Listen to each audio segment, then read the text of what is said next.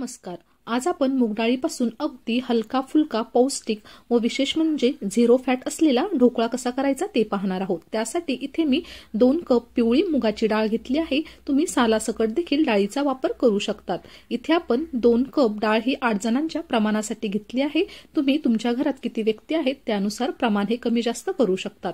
त्यानंतर डाळ आपल्याला 2 ते 3 पाण्याने स्वच्छ धुवून घ्यायची आहे व डाळीत डाळ बुडेल इतपत पाणी घालून साधारण 4 ते 5 तासांसाठी डाळ ही भिजवून घ्यायची आहे। तुम्हाला सकाळी ढोकळा करायचा असेल तर तुम्ही रात्रभर देखील ही डाळ भिजत ठेवू शकतात। इथे बघू शकता डाळ ही अगदी छान अशी भिजली आहे। आता आपल्याला डाळीतील सर्व पाणी काढून घ्यायचं आहे। अशा पद्धतीने चाळणीत पूर्ण डाळ आपण घालून घेतली आहे व पाणी हे छान असं निथळून घेणार आहोत।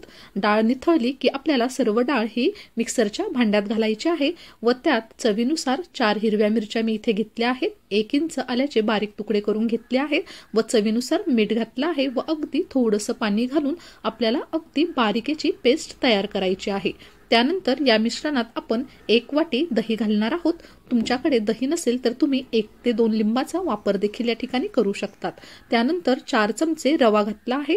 रवा आपल्याला जाड किंवा बारीक कुठलाही वापरायचा आहे व मिक्सरला छान असं पुन्हा एकदा फिरवून घेतलं आहे। आता हे मिश्रण आपल्याला एका मोठ्या भांड्यात काढून घ्यायचं आहे। त्यात मी पाव चमचा हळद घालून घेतली आहे व हे मिश्रण आता आपल्याला कंटिन्यू 4 ते 5 मिनिट अशा पद्धतीने हलवून घ्यायचं आहे। अशा पद्धतीने हे मिश्रण हलवले की अतिशय हलकं हे मिश्रण तयार होतं। मिश्रणात हवा भरली जाते त्यामुळे ढोकळा हा छान हलका फुलका जाळीदार तयार होतो। ही प्रोसेस करणं अगदी महत्त्वाचं आहे। अशा पद्धतीने इथे मी साधारण 4 ते 5 मिनिट हे मिश्रण छान असं हलवून घेतलं आहे। तुम्ही बघू शकता मिश्रण अगदी हलकं फुलकं तयार झालं आहे।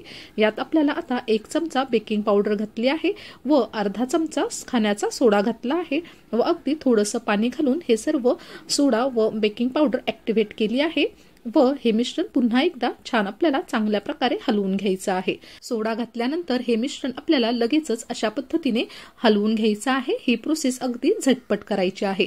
आता सोडा घालण्यापूर्वीच आपल्याला एका भांड्याला तेल लावून भांडं हे तयार ठेवायचं आहे। अशा पद्धतीने इथे मी तयार केलेलं पीठ हे या भांड्यात घालून घेत आहे व एका कढईत पाणी गरम करायला ठेवलं होतं। आता थोडंसं टॅप करून आपण ज्या कढईत पाणी गरम करायला ठेवलं होतं त्यावर एक रिंग ठेवली आहे व त्यावर हे मिश्रण 20 ते 25 मिनिटांसाठी छान असं वाफवून घेणार आहोत। आता आपला ढोकळा होत आहे तोपर्यंत इथे आपण तडका तयार करून घेणार आहोत। तडका पॅनमध्ये 1 चमचा तेल घातलं आहे, मोहरी घातली आहे, उभ्या कापलेल्या 3 ते 4 मिरच्या घातल्या आहे, कढीपत्ता। छान फोडणी बसली की आपल्याला यात आता अर्धा कप पाणी घालायचं आहे। पाणी हे तुम्ही कमी जास्त करू शकतात व आता या पाण्याला अगदी थोडीशी उकळी आली की यात आपल्याला 2 चमचे साखर घालून घ्यायची आहे व अगदी थोडंसं मीठ देखील घालायचं आहे।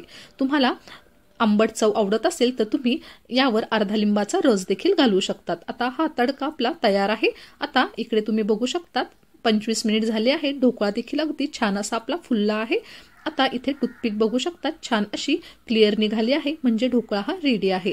आता ढोकळा आपल्याला पूर्णपणे थंड करून घ्यायचा आहे। इथे ढोकळा पूर्णपणे थंड झाल्यानंतर डिमोल्ड करून घेणार आहोत। एका प्लेटमध्ये आपण हा ढोकळा उलटा करून घेतला आहे। तुम्ही बघू शकतात अगदी सॉफ्ट व अगदी मऊसूत असा हा आपला जाळीदार ढोकळा तयार आहे। यावर आपण तडका घालून घेणार आहोत। तुम्ही बघू शकता टेक्स्चर अगदी छान आलं आहे। अशा पद्धतीने तुम्ही बघू शकता अगदी स्पॉन्जी असा आपला हा ढोकळा तयार आहे। तुम्ही देखील हा ढोकळा नक्की करून बघा। अगदी हेल्दी असा हा मूग डाळीचा ढोकळा अतिशय छान होतो। तुम्हाला आजची ही रेसिपी आवडली असेल तर चॅनलला नक्की सबस्क्राईब करा। पुन्हा भेटूया अशाच नवीन एका रेसिपी सोबत। तोपर्यंत धन्यवाद।